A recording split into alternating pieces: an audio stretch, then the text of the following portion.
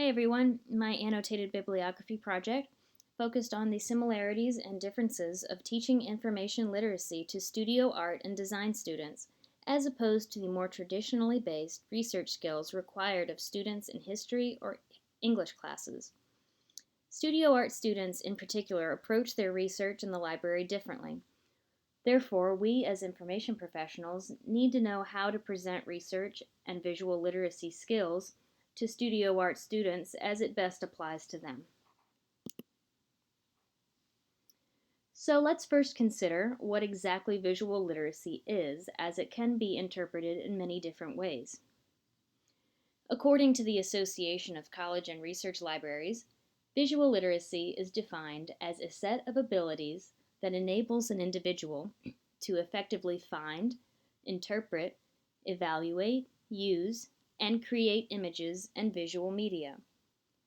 Visual literacy skills equip a learner to understand and analyze the contextual, cultural, ethical, aesthetic, intellectual, and technical components involved in the production and use of visual materials. A visually literate individual is both a critical consumer of visual media and a competent contributor to a body of shared knowledge and culture. So here we are not only consuming images for research, but also potentially contributing visual material to this ongoing scholarly conversation, much like the ACRL framework describes in the frame Scholarship as Conversation.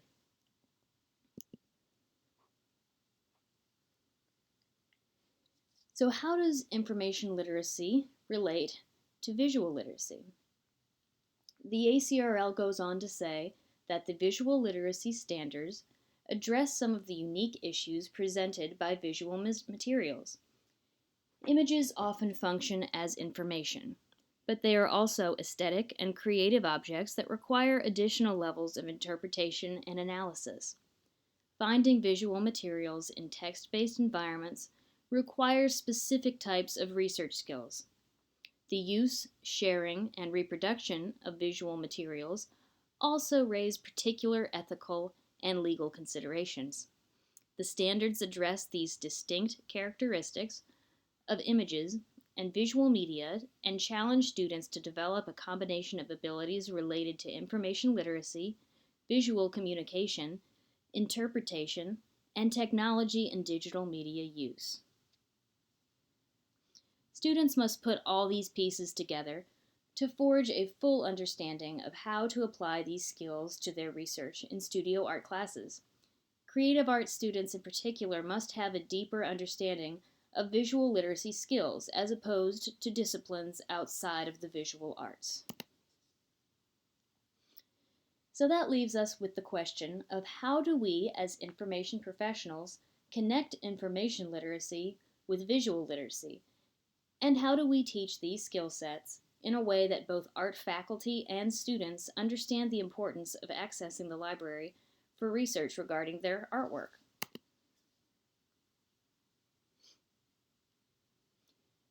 So, what are some of the challenges facing art and design students regarding information literacy? Within the research presented in my annotated bibliography project, several authors mentioned the idea that art and design students often do not see the value of traditional library research or how it applies to their artwork. Providing opportunities for art students to explore the possibilities of libraries by means of an incorporated project is highly valuable to learning and applying information literacy to studio art classes. Art faculty and librarians can collaborate to create learning experiences for art students, which highlight both visual and information literacy skills.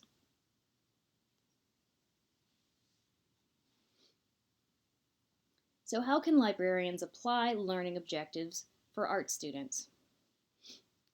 One may begin by utilizing the flexibility of the ACRL framework to apply specific information literacy frames to art and design classes.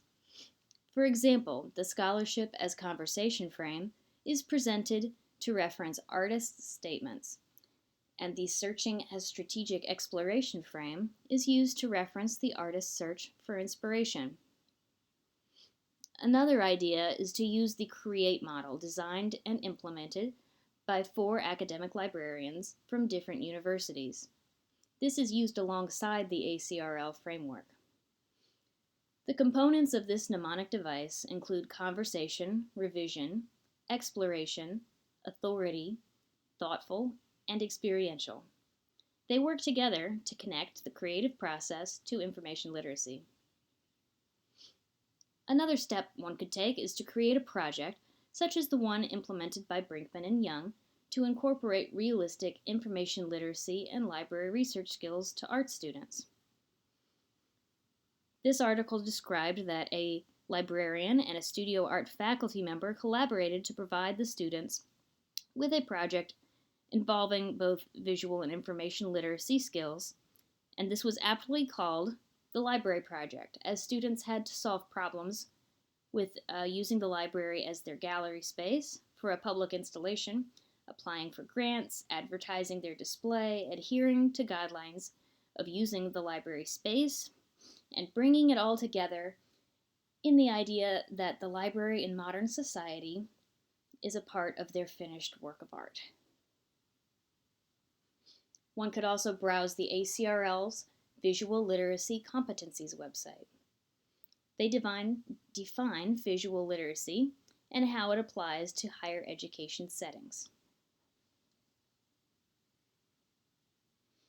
Some other ideas to consider for learning objectives are to encourage art faculty to make appointments for library instruction sessions.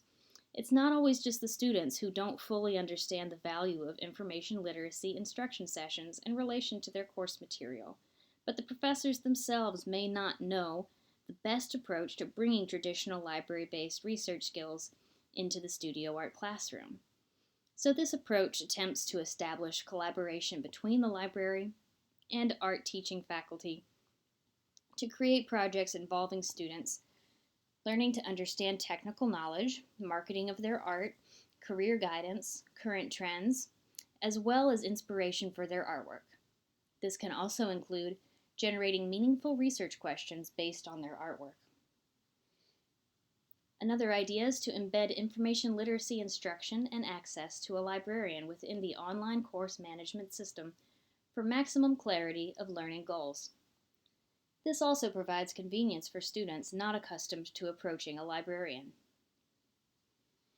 Then one can assess the learning outcomes of art students in library instruction classes, perhaps by using the post-research workshop assessment suggested by Petrates in order to learn how to improve instruction for art students. These assessments are also highly valuable to show what aspects of instruction are working well. Studio art students and the library can have a symbiotic relationship. Creativity, just as it is in the classroom, is key in producing visually information literate artists.